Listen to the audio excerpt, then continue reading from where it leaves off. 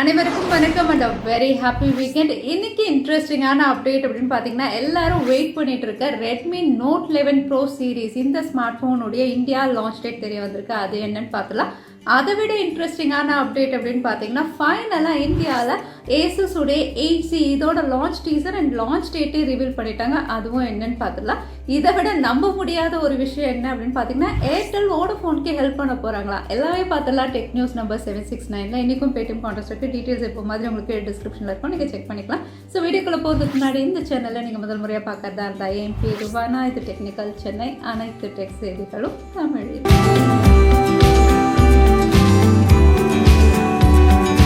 Indian telecom operators BSNL, Airtel, ஜியோவாக இருக்கட்டும், Vodafone எல்லாருமே காம்படிட்டிவாக ப்ரைசிங் பண்ணி காம்படிட்டர்ஸாக தான் இந்தியாவில் ஒர்க் பண்ணுறாங்க. பட் வோடஃபோன் அப்படின்னு பார்த்தீங்கன்னா மற்ற டெலிகாம் ஆப்ரேட்டர்ஸை விட அதிகமான ஃபினான்ஷியல் கிரைசிஸில் இருக்காங்க. கவர்மெண்ட்டுக்கு அவுட்ஸ்டாண்டிங் ரொம்பவே அதிகமாக இருக்குது. இன்னும் சொல்லப்போனால் any time Vodafone shut down ஆகலாம் அப்படிங்கிற அளவுக்கு அவுட்ஸ்டாண்டிங் இருக்குது. பட் இதை நடக்காமல் இருக்கிறதுக்காக ஏர்டெல் வந்து வோடஃபோனுக்கே ஹெல்ப் பண்ண போகிறதா தெரியுது. எப்படி அப்படின்னு பார்த்தீங்கன்னா வந்து யூகேல இருக்கக்கூடிய வோடஃபோன், அதாவது இண்டஸ் டவர்ஸ் உடைய ஸ்டேக்ஸ் வந்து 4.6% வந்து ஏர்டெல் பர்ச்சேஸ் பண்ண போகிறதா தகவல் வெளியாக இருக்குது.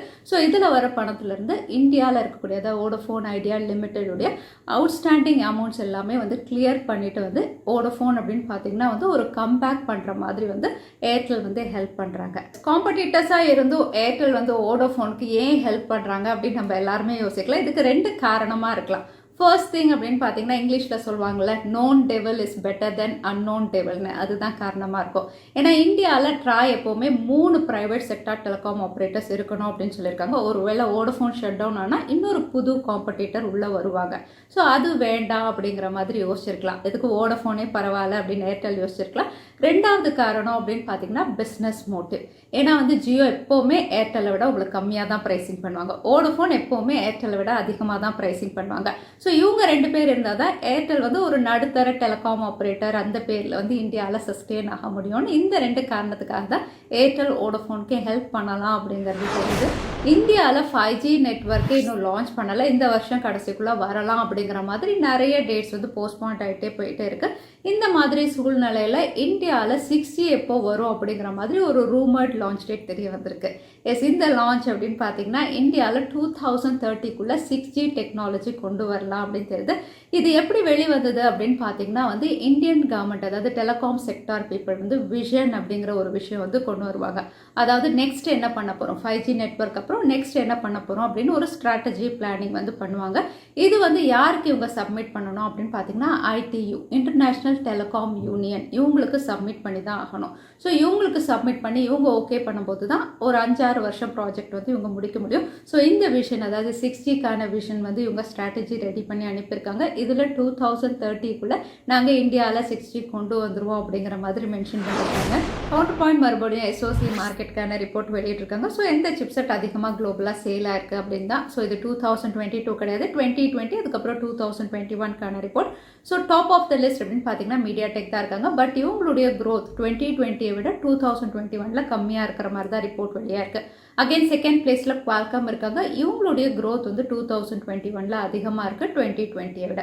தேர்ட் பிளேஸ் அப்படின்னு பார்த்தீங்கன்னா ஆப்பிள் இருக்காங்க. ஃபோர்த் பிளேஸில் யூனிசாக்குடைய க்ரோத் ரொம்பவே பெருசாக இருக்குது. ஃபிஃப்த் பிளேஸில் சாம்சங் இருக்காங்க. அதே சிக்ஸ்த் பிளேஸ் வந்து HI சிலிகான் அப்படிங்கிற மாதிரி இந்த ரிப்போர்ட் வந்து கவுண்டர் பாயிண்ட் வெளியிட்டிருக்காங்க. நீங்கள் ஒருவேளை ஆப்பிள் ஃபேனாக இருந்து ஃபோல்டபுள் ஐஃபோனுக்காக வெயிட் பண்ணிட்டு இருந்தீங்கன்னா உங்களுக்கான ரிப்போர்ட் தான் இது. ஏன்னா ஃபோல்டபுள் ஐஃபோன் அப்படின்னு பார்த்தீங்கன்னா ரொம்ப வருஷமாகவே இதில் ரிசர்ச் டீம் ரிப்போர்ட்ஸ் எல்லாமே வெளியாகிட்டு இருக்கு. 2023க்குள்ளே இவங்க லான்ச் பண்ணிடுவாங்க அப்படிங்கிற மாதிரி ஸ்ட்ராங் ரூமர்ஸும் இருந்தது. ஆனால் இப்போ அவங்களுடைய ஃபோல்டபுள் ஐஃபோன் இந்த ப்ராஜெக்டே வந்து ஸ்டாப் பண்ணிவிட்டு அவங்க ஃபோல்டபுள் மேக் புக்கில் ஒர்க் பண்ணுறதா தெரியுது. ஸோ ஐஃபோனுக்கு முன்னாடி ஃபோல்டபுள் மேக் புக் லான்ச் ஆகிடலாம் அப்படின்னு தெரியுது. விவோவும் புதுசாக நோட் சீரீஸ் கொண்டு வரலாம் தெரியுது. ஏன்னா 3C சர்டிஃபிகேஷனில் Vivo X Note இந்த பேரில் ஒரு ஸ்மார்ட் ஃபோன் வந்து லிஸ்டிங் ஆயிருக்கு. அகைன் ஃபீச்சர்ஸ் அப்படின்னு பார்த்தீங்கன்னா இது ஒரு ஃப்ளாக்ஷிப் டிவைஸ். ஏன்னா Snapdragon 8 Gen 1 அப்படின்னு தான் மென்ஷன் ஆயிருக்கு. கூடவே out of the box Android 12 அப்படிங்கிற மாதிரி இந்த 2 ஃபீச்சர்ஸும் தெரிய வந்திருக்கு. ஸோ விவோ தரப்புலேருந்து ஒரு புது note series Vivo X Note எதிர்பார்க்கலாம். ஃபைனலாக இந்தியாவில் Asus A3 லான்ச் ஆகுது. ஏன்னா லான்ச் டீசர் லான்ச் டேட் ரெண்டுமே ரிவீல் பண்ணியிருக்காங்க. லான்ச் டேட் அப்படின்னு பார்த்தீங்கன்னா இந்த மாதமே February 28 இது லான்ச் ஆகுது. அகைன் ஃபீச்சர் ஸ்பெசிஃபிகேஷன் எப்படி குளோபலில் Asus உடைய Zenfone 8 இருந்ததோ அதே தான். Snapdragon 888 இவங்க கொடுக்குறாங்க. Compact device. ஸோ ஒரு மினி ஸ்மார்ட் ஃபோன் பிடிக்கும் அப்படின்னா வந்து இந்த ஸ்மார்ட் ஃபோன் வந்து ஒன் ஆஃப் த பெஸ்ட் பையாக இருக்கும். அது மட்டும் இல்லை, இது ஒரு ரியல் Snapdragon 888 அப்படின்னு சொல்லலாம். ஏன்னா எல்லா ஃபீச்சர்ஸுமே அன்லாக் பண்ண ஒரு சிப்செட்டோட இவங்க கொண்டு வர போகிறாங்க. ஸோ Asus A3 இந்தியாவில் Feb 28 அன்னைக்கு பார்க்கலாம் என்ன ப்ரைஸிங்கில் கொண்டு வராங்க. OnePlus இந்தியாவில் 20,000 கீழே ஸ்மார்ட் ஃபோன் லான்ச் பண்ண போகிறதா ஏற்கனவே நம்ம பார்த்துருந்தோம். ரெட்மி ரியல்மியை கம்பீட் பண்ணுற வகையில். So first smart phone OnePlus உடைய Nord 2 CE லைட்டாக தான் இருக்கும். இது Snapdragon 695 கொண்டு வர போகிறாங்க. இப்போ இதோட இமேஜ் ரெண்டர்ஸ் ரிவீலாக இருக்குது. ரெண்டர்ஸ் அப்படின்னு பார்த்தீங்கன்னா கொஞ்சம் ரியல்மி மாதிரியோ ஏற்கனவே இருந்த OnePlus மாதிரி தான் பேக் பேனல் கேமரா மாடியூல் எல்லாம் இவங்க லான்ச் பண்ணுற மாதிரி தெரியுது. ஸோ இந்த டிவைஸும் கூடிய விரைவில் இந்தியாவில் வரப்போகுது அஃபோர்டபுள் ப்ரைஸில். OnePlus 9 இப்போ அமேசானுடைய ஃபோன் சேலில் வந்து உங்களுக்கு 13,000 rupees ஆஃபரில் அவைலபிளாக இருக்குது. எஸ், இந்த ஸ்மார்ட் ஃபோன் Snapdragon 888 இவங்க லான்ச் பண்ணியிருந்தாங்க. ஸோ அந்த சிப்செட்டில் வந்து 13,000 ஆஃபர் அப்படிங்கும்போது ஒன் ஆஃப் த பெஸ்ட் பையாக இருக்கும். ஆஃபர் அப்படின்னு பார்த்தீங்கன்னா இதோட ஆக்சுவல் ப்ரைஸ் இப்போ 49,999. ஸோ 50,000 ரூபாய்க்கு உங்களுக்கு இருக்கும். நீங்கள் ஒருவேளை ஐசிஐசிஐ பேங்க் கிரெடிட் கார்டாக இருந்தாலும் சரி, டெபிட் கார்டாக இருந்தாலும் சரி, அதில் பே பண்ணிங்கன்னா இமீடியட்டாக 8,000 rupees உங்களுக்கு ஆஃபர். அடிஷ்னல் ஆஃபர் அப்படின்னு பார்த்தீங்கன்னா அமேசானுடைய கூப்பன் ஆஃபர் உங்களுக்கு 5,000 rupees இருக்குது. இந்த அமேசான் கூப்பன் ஆஃபர் எல்லாருக்குமே இருக்குது. ஐசிஐசிஐ பேங்க் கார்டு வச்சுருக்கிறவங்களுக்கு உங்களுக்கு 8,000 rupees ஆஃபர் இருக்குது. So on the whole 13,000 rupees offer அப்படின்னு சொல்லும்போது அப்ராக்சிமேட்டாக 36,000க்கு நீங்கள் பர்ச்சேஸ் பண்ணலாம். ஸோ Snapdragon 888 36,000 கிட்ட OnePlus உடைய 9 இப்போ அவைலபிளாக இருக்குது. சாம்சங் உடைய A சீரிஸ் லைனப் அப்படின்னு பார்த்தீங்கன்னா பேக் டு பேக் நிறைய ஸ்மார்ட் ஃபோன்ஸ் இவங்க லான்ச் பண்ண போகிறாங்க. இந்த லைனப்பில் A23, A33, A53 நிறைய டிவைசஸ் இருக்குது. இந்த எல்லா ஸ்மார்ட் ஃபோனுமே வந்து ரியர் சைடில் குவாட் கேமராவில் தான் லான்ச் ஆகிற மாதிரி வந்து இப்போ இன்ஃபர்மேஷன் தெரிய வந்திருக்கு. காரணம் அப்படின்னு பார்த்தீங்கன்னா அவுட்லுக் டிசைன் வந்து ப்ரெடசஸர் எப்படி இருந்ததோ அதே அவுட்லுக் டிசைனில் தான் இவங்க லான்ச் பண்ண போகிறாங்க. ஸோ இதுவும் வந்து குவாட் கேமரா செட்டப்பில் தான் லான்ச் ஆகும் அப்படின்னு. ரெட்மியுடைய பாப்புலரான நோட் சீரீஸில் ரெட்மி நோட் 11 ப்ரோ சீரீஸ் இந்தியாவில் March 9 அன்னைக்கு லான்ச் ஆக போகுது. ஏன்னா இந்த சீரீஸ்க்காக நிறைய பேர் வெயிட்டிங். இங்கே டிவைசஸ் அப்படின்னு பார்த்தீங்கன்னா ரெட்மி நோட் 11 ப்ரோ யூஸ்வலாக வந்து ப்ரோ மேக்ஸ் இருக்கும் இல்லையா, இந்த வாட்டி ரெட்மி நோட் 11 ப்ரோ ப்ளஸ் எப்படி ரியல்மி கொடுத்தாங்களோ அந்த மாதிரி தான் இவங்க லான்ச் பண்ண போகிறாங்க. அகைன் நீங்கள் சிப்செட் அப்படின்னு பார்த்தீங்கன்னா ஒரு ஸ்மார்ட் ஃபோன் Snapdragon 695 அப்படிங்கிற மாதிரி தெரிய வந்திருக்காது. ரெட்மி நோட் 11 ப்ரோவா இல்லைனா ப்ரோ ப்ளஸ்ஸா அப்படிங்கிறது இன்னும் கன்ஃபார்ம் ஆகலை. கன்ஃபார்ம் ஆகும்போது டெக் அப்டேட்டில் நான் ரிவீல் பண்ணுறேன்.